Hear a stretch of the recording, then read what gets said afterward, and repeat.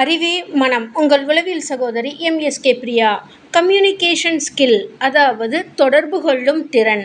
இப்போ இந்த தொடர்பு கொள்ளும் திறன்னா என்ன, இது இல்லாததுனால என்னென்ன உளவியல் சார்ந்த பிரச்சனைகள் வருதுன்னு தெரிஞ்சுக்கலாம். இப்போ தொடர்பு கொள்ளும் திறன் என்ன அப்படின்னு பார்த்தோம்னா, உங்களோட எண்ணங்கள், உணர்வுகள், தகவல்கள், சிந்தனைகள் மற்றவங்க புரிஞ்சுக்கிற மாதிரி உங்களால் சொல்ல முடிஞ்சால் மட்டும்தான் அது தொடர்பு கொள்ளும் திறன் உங்ககிட்ட இருக்குதுன்னு அர்த்தம். அப்போது இந்த ஸ்கில் இல்லாதவங்க பார்த்திங்கன்னா, தனக்கு தெரிஞ்ச மாதிரி பேசுவாங்க, தனக்கு புரிஞ்சது மற்றவங்களுக்கு ஏன் புரிஞ்சதுன்னு ஆர்கியூமெண்ட் பண்ணுவாங்க. இதனால தான் பல சிக்கல்களும் பிரச்சனைகளும் வருது. அப்போ இந்த தொடர்பு கொள்ளும் திறனுக்கு என்னென்ன ஸ்கில் எல்லாம் வேணும் அப்படின்னு தெரிஞ்சுக்கோங்க. வெர்பல் கம்யூனிகேஷன் வேணும், அதாவது வாய்மொழியில் சொல்லக்கூடிய தொடர்பு கொள்ளும் திறன் உங்ககிட்ட இருந்ததுன்னா நீங்கள் சக்ஸஸ் ஆக முடியும்.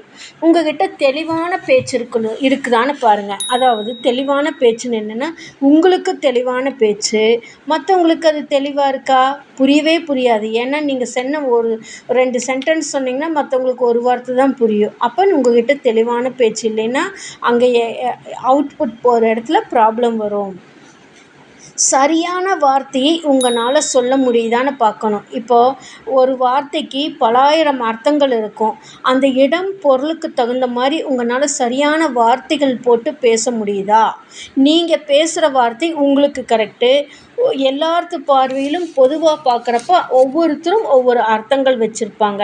அப்போ அந்த வார்த்தைகள் மாறுபடும், வேறுபடும், மீனிங்கே மாறிடும். அப்போ சரியான வார்த்தை உங்ககிட்ட பேச முடியுதான்னு பாருங்க. அடுத்தது, உங்களோட குரல் உயர்த்தியோ தாழ்த்தியோ பேசுகிறீங்களான்னு பாருங்கள். ஒரு இடத்துல பேசுகிறப்போ ஒன்று எமோஷ்னலாக கத்தி பேசுவீங்க, இல்லைனா வாய்ஸே வராமல் உள்ளுக்குள்ளே போய் பேசுவோம். இப்படி இருந்துச்சுன்னா உங்களுக்கு கம்யூனிகேஷனில் ப்ராப்ளம் இருக்குதுன்னு அர்த்தம். அடுத்தது, நம்பிக்கை சார்ந்த பேச்சு இல்லாமல் ஒரு போனேன், வந்தேன், கொடுத்தேன், எடுத்தேன் அப்படின்னு சொல்லி யதார்த்தமான பேச்சுக்களாக இருக்கும். இது எல்லாமே வெர்பல் கம்யூனிகேஷன், வாய்மொழி சார்ந்த தகவல்களை நீங்கள் கரெக்டாக கொடுக்கணும்.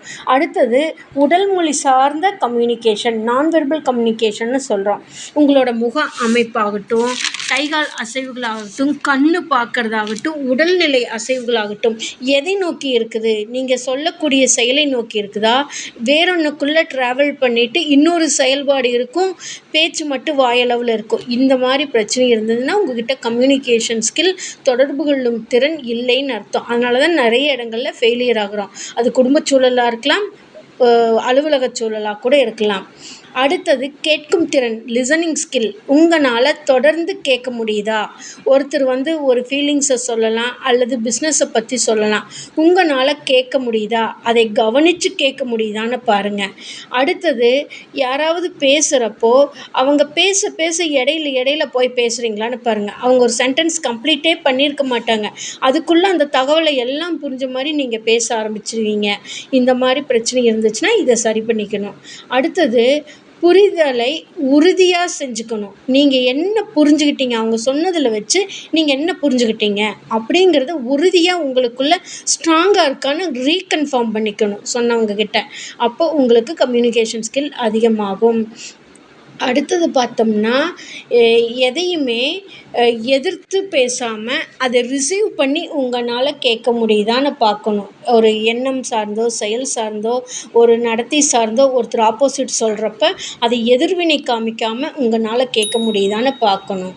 அடுத்தது, முக்கியமானது ரிட்டன் கம்யூனிகேஷன். நீங்கள் உங்களோட வளர்ச்சிக்கு கம்யூனிகேஷன் ஸ்கில்ல எழுத்து வழிங்கிறது மிக முக்கியமானது. எல்லாத்துக்கும் எல்லாம் பேச தெரியும், ஆனால் எழுத சொன்னால் எழுத வராது. இப்போ நிறைய பேர் பாருங்கள், ஒரு தேங்க்யூ சொல்கிறதும் கூட டிகேன்னு போடுவாங்க, குட் நைட்டுக்கு ஜிடின்னு போடுவாங்க. அந்த மாதிரி உங்களுக்கு அது புரியும், மற்றவங்களுக்கு என்ன புரியும், இனிஷியல்னு எடுத்துக்குவாங்களா, பேருன்னு எடுத்துக்குவாங்களா? அப்போது உங்களோட அறிவு, உங்களோட ஏஜ்மெண்ட் இருக்கிறவங்களுக்கு உங்களை மாதிரியே புரியும்னு நினைக்கிறது அது தப்பாக போயிடும். அப்புறம் இந்த ரிட்டன் கம்யூனிகேஷனில் தெளிவான மெசேஜ் உங்களுக்கு அனுப்ப தெரியுதா? இப்போது ஒரு தகவல் அனுப்புகிறீங்க, நான் நாளைக்கு வர்றேன் உங்களை மீட் பண்ணுறக்கு அப்படிங்கிறத உங்களால் ஷார்ட்டாக அதை விளக்கமாக புரிகிற மாதிரி அனுப்ப முடியுதான்னு பாருங்கள். இந்த 2 வார்த்தைக்கு ஒரு சிலர் பார்த்திங்கன்னா 10 சென்டென்ஸை போட்டு அனுப்புவாங்க. நீங்கள் என்ன சொல்ல வர்றீங்களே, ரிட்டனில் என்ன சொல்லியிருக்கிறீங்கன்னே புரியாத அளவுக்கு குழப்பமான நிலையை உருவாக்கிடும். அதே மாதிரி அடுத்தது சரியான தகவலை உங்களால் சுருக்கமாக சொல்ல முடியுதான்னு பாருங்கள். எந்த தகவலை சொன்னாலும் இப்போ வந்து எனக்கு இந்த மாதிரி ப்ராப்ளம் இருக்குது, அதனால் உங்களுக்கு நான் இது பண்ண முடியலை அப்படின்னு சொல்கிறத வந்து பெரிய ஸ்டேட்மெண்ட்டாக அனுப்புனீங்கன்னா அவங்க என்னென்னு எடுத்துக்குவாங்க. அது படிக்கிறதுக்கே அவங்களுக்கு டைம் எடுக்கும். அப்போ அவங்களோட டைம் வேஸ்ட்டு, எழுதின உங்களோட டைம் வேஸ்ட்டு. இந்த மாதிரி எழுதக்கூடிய தன்மையில் பல மாற்றங்களை நீங்கள் கொண்டு வரணும். அடுத்தது தொழில்முறை எழுத்து நடைன்னு ஒன்று இருக்குது, ஃப்ரெண்ட்ஸ் சர்க்கிளில் எழுத்து முறைன்னு ஒன்று இருக்குது, ஃபேமிலி சர்க்கிளில் ஒரு முறை இருக்குது. அப்போ இது எல்லாம் தெரியாமல் எல்லாத்துலேயும் ஒரே மாதிரி ஃபாலோ பண்ணுறதுனால தான் பல இடங்களில் உங்களுக்கு கம்யூனிகேஷன், அதாவது தொடர்பு கொள்ளும் திறன் உங்களுக்கு இல்லாமல் மற்றவங்க என்ன நினைப்பாங்கன்னு சொல்லியே மற்றவங்களுக்காகவே செயல்பட்டுக்கிட்டு இந்த தொடர்பு கொள்ளும் திறனை கட் பண்ணிக்கிறீங்க. உங்களை யாராவது கரெக்ஷன் பண்ணால் கூட இதெல்லாம் எனக்கு தெரியும், இதெல்லாம் எனக்கு அவசியம் இல்லை, இவங்ககிட்ட போனாலே இதுதான் பிரச்சனை அப்படின்னு சொல்லி அவங்க உங்களை கரெக்ஷன் பண்ணுறவங்களை கூட நீங்கள் கட் பண்ணி விட்டுறீங்க, தடுத்துடுறீங்க, வெறுத்துடுறீங்க, ஒதுக்கி வச்சிடுறீங்க. அவங்க கூட கான்டாக்டே இல்லாத அளவுக்கு நீங்கள் விலகி வந்துடுறீங்க. இந்த மாதிரி கம்யூனிகேஷனில் பல சிக்கல்கள் உங்களுக்கு இருக்கிறதுனால தான் உங்களால் அந்த தொடர்பு கொள்ளும் திறன், அது குடும்ப சூழலாக இருக்கலாம், கணவன் மனைவி சார்ந்தா இருக்கலாம், குழந்தைகள் சார்ந்து இருக்கலாம், அலுவலகம் சார்ந்து இருக்கலாம், நட்பு வட்டத்தில் சார்ந்து இருக்கலாம். அப்போ இந்த தொடர்பு கொள்ளும் திறன் உங்ககிட்ட வந்து இல்லைன்னா உங்களுக்கு அதிகமான கோபம் வரும், மனம் சோர்வாயிடும், எதுலேயுமே ஆர்வம் இல்லாத தன்மை வந்துடும், ஒரு ஏக்க நிலை வந்துடும். நான் இவ்வளோ செஞ்சுமே எனக்கு ஒரு ரெஸ்பான்சிபிலிட்டி கிடைக்கல, என்னை யாருமே மதிக்கலை, நான் ஏன் இவ்வளோ ரிஸ்க் எடுக்கணும் அப்படின்னு சொல்லி விரக்தி நிலைக்கு போயிட்டு எண்ணம் சார்ந்து சிந்தனை சார்ந்து உங்கள் மனசு செயல்படுறப்ப தான் உங்களுக்கு வித்ட்ராவல் சிம்டம்ங்கிறது வந்துடுது. அப்போ ஒரு மனிதனுக்கு வந்து வாழ்க்கையில் ஜெயிக்கணும்னா கம்யூனிகேஷன், தொடர்பு கொள்ளும் திறன் அவசியம். இது இல்லாததுனால தான் பல இடங்களில் உங்களோட பார்வையில் நீங்கள் பார்க்குறப்ப எல்லாமே சரியாக இருக்கும். ஆனால் எதிர்முறையில் இருக்கிறவங்களுக்கு, அது கேட்குறவங்களுக்கு, அதை செயல்படுத்துகிறவங்களுக்கு, அதை எடுத்துக்கொள்ளும் விதத்தில் தான் பல தவறுகள் வரும். அப்போ நீங்கள் சொன்னது சரி, அவங்க புரிஞ்சுக்கிட்டது தப்பு. அதே மாதிரி நீங்கள் சொன்னது தப்பாக இருக்கும், தப்பாக அவங்க கரெக்டாக புரிஞ்சுக்கிட்டா மாதிரி இருக்கும்.